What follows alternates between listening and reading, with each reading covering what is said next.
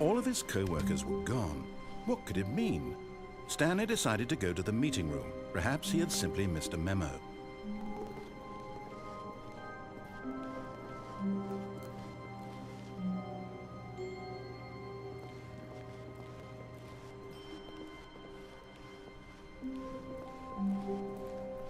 When Stanley came to a set of 2 open doors, he entered the door on his left.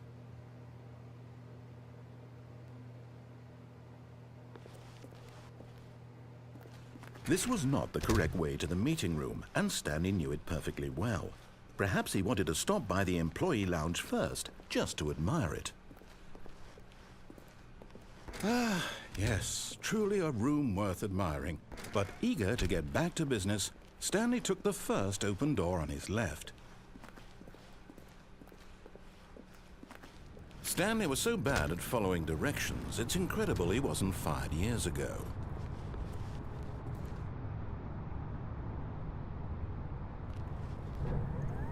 Look, Stanley, I think perhaps we've gotten off on the wrong foot here. I'm not your enemy, really, I'm not. I realize that investing your trust in someone else can be difficult, but the fact is that the story has been about nothing but you all this time. There's someone you've been neglecting, Stanley. Someone you've forgotten about. Please, stop trying to make every decision by yourself. Now, I'm not asking for me, I'm asking for her. This is it, Stanley. Your chance to redeem yourself, to put your work aside, to let her back into your life. She's been waiting.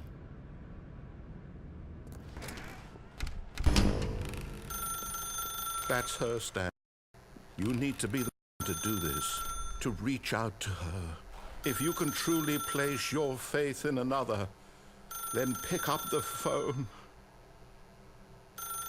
As Stanley picked up the phone, a white light engulfed him, filling him not just with radiance, but with hope. Hope for a life reunited one... Wait. Oh, goodness. Stanley, did you just unplug the phone? No, that wasn't supposed to be a choice. How did you do that? You actually chose incorrectly? I didn't even know that was possible. Let me double-check. No, it's definitely here, clear as day. Stanley picks up the phone. He's taken to his apartment where he finds his wife, who pledge themselves to one another. Music comes in, fade to white, roll credits. Not picking up the phone is actually somehow an incorrect action. How is that even possible? None of these decisions were supposed to mean anything. I don't understand. How on earth are you making meaningful choices? What did you... Wait a second. Did I just see... No, that's not possible. I can't believe it. How had I not noticed it sooner? You're not Stanley. You're a real person. I can't believe I was so mistaken. This is why you've been able to make correct and incorrect choices. And to think I've been letting you run around in this game for so long. If you'd made any more wrong choices, you might have negated it entirely. It's as though you completely ignored even the most basic safety protocol for real-world decision-making. Or did you not grasp the severity of the situation? Well, I won't have that kind of risk on my watch. I'm going to stop the game for a moment so we can educate you properly on safe decision-making in the real world. Please observe this helpful instructional video. Choice. It's the best part of being a real person, but if used incorrectly can also be the most dangerous. For example, in this scenario, a hypothetical real person named Stephen has a choice. He could spend years helping improve the quality of life for citizens of impoverished third world nations. Or he could systematically set fire to every orphan living in a 30-kilometer radius of his house. Which choice would you make? Remember that unlike here, the real world makes sense, and at no time should you make a choice that does not conform to rational logic. If you find yourself speaking with a person who does not make sense, in all likelihood, that person is not real. Allow the person to finish their thought, then provide an excuse why you cannot continue talking. Turn to a partner and practice saying, "My goodness, is it 4:30? I'm supposed to be having a back, sack, and crack."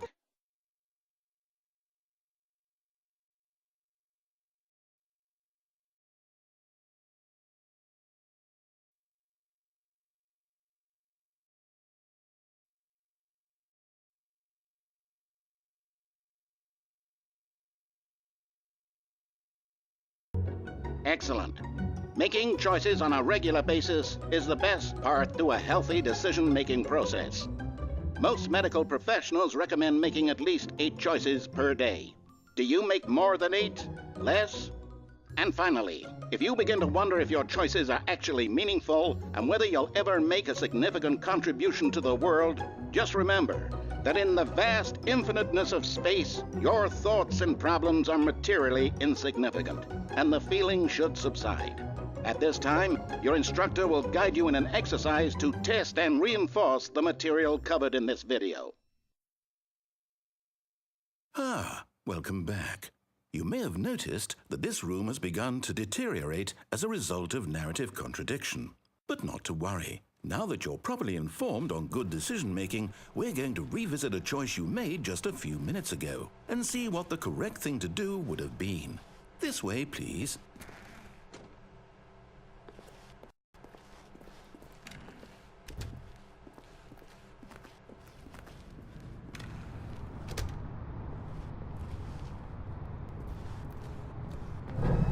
Now that we know your choices are meaningful, we can't have you jumping off the platform and dying.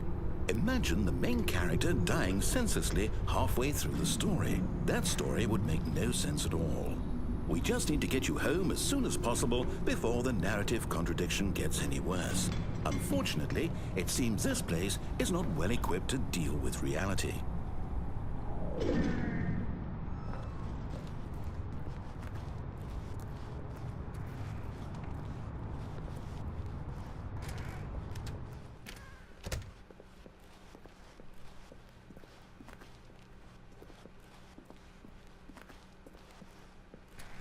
Almost there. You'll take the door on the left, back to the correct ending, the story will have resolution once again, and you'll be home free in the real world.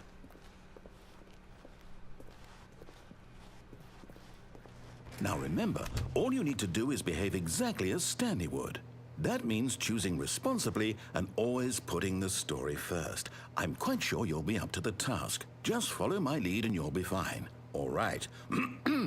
When Stanley came to a set of 2 open doors, he entered the door on his left. No! Why did you do that? Quickly, hurry back in the other direction. Perhaps we're not too late.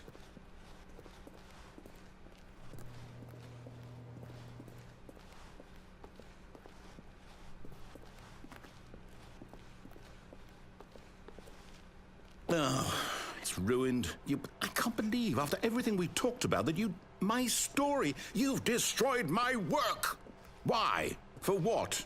What did you get out of that? What did you think was so special about seeing the game undone, left here like so much garbage? It's worthless now. And what am I supposed to do? Even if there were a way to continue, would it be worth it? To know that my story is now incorrect? How can I go back to that? I can't erase that knowledge. I'll have to live with it forever, reliving its impossibility forever. I couldn't live that way. Is it better to shut the game down entirely? To willingly destroy all of my work? I don't know. What's the answer? What do I do? What do I do? What do I... No, I have to. I have to shut the game down. I have to. I have to.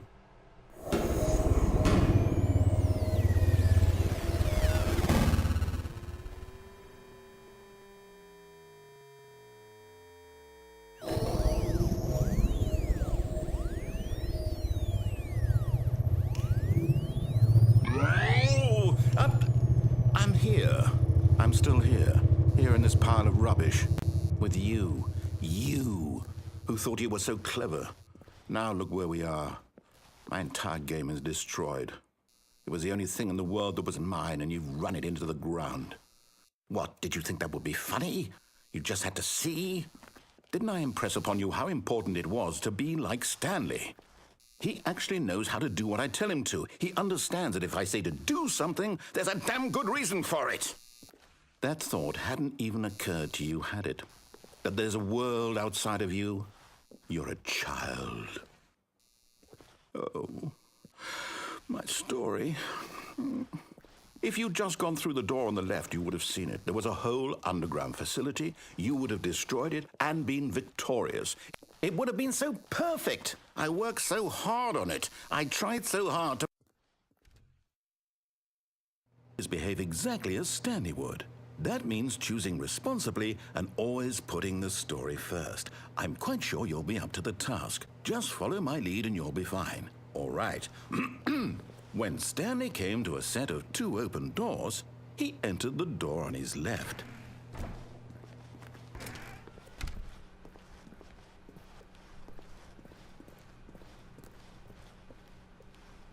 Yet there was not a single person here either. Feeling a wave of disbelief, Stanley decided to go up to his boss's office, hoping he might find an answer there.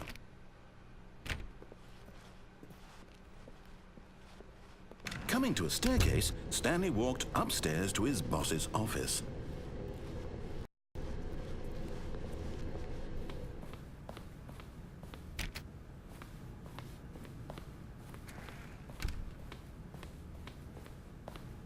Stepping inside his manager's office, Stanley was once again stunned to discover not an indication of any human life. Shocked, unraveled, Stanley wondered in disbelief who orchestrated this, until he saw the door with a voice receiver next to it. Surely behind this door lay all the answers to his questions.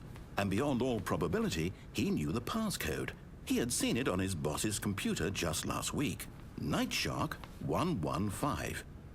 Was this the code to open the door? Would it still work? There was only one way to find out. Stanley had been trained never to speak up, but now he would draw from within himself the courage to face the unknown.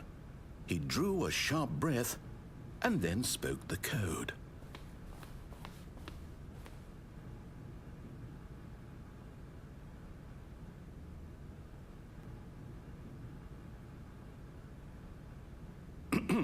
Stanley spoke the code. Night Shark 115. He spoke it into the receiver, right there on the wall.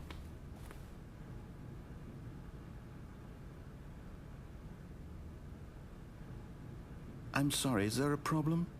You didn't mishear me, did you? Please speak the code into the receiver. Otherwise we can't get on with the story. This is a crucial step.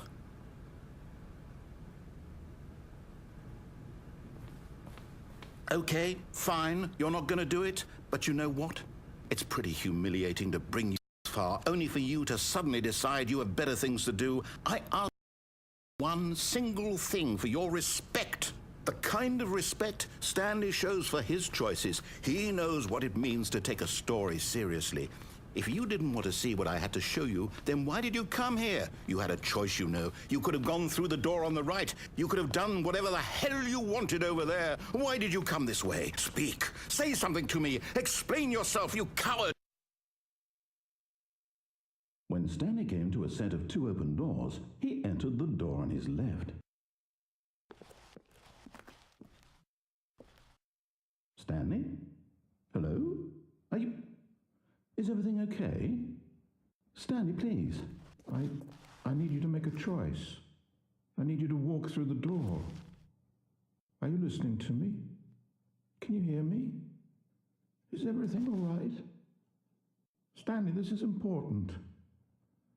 The story needs to make a decision. It cannot exist without you. Do you understand me?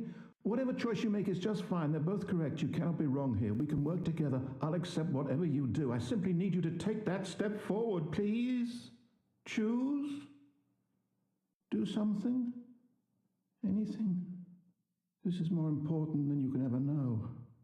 I need this. The story needs it. So, you hear me? Are you there? Are you listening to this? Stanley, are you there? Okay. It's okay, I can wait. You need time to decide. Time to make sure your choice is correct. That is the best choice. That's all right. I'll wait for you to decide what's the right thing to do. Take as much time as you need.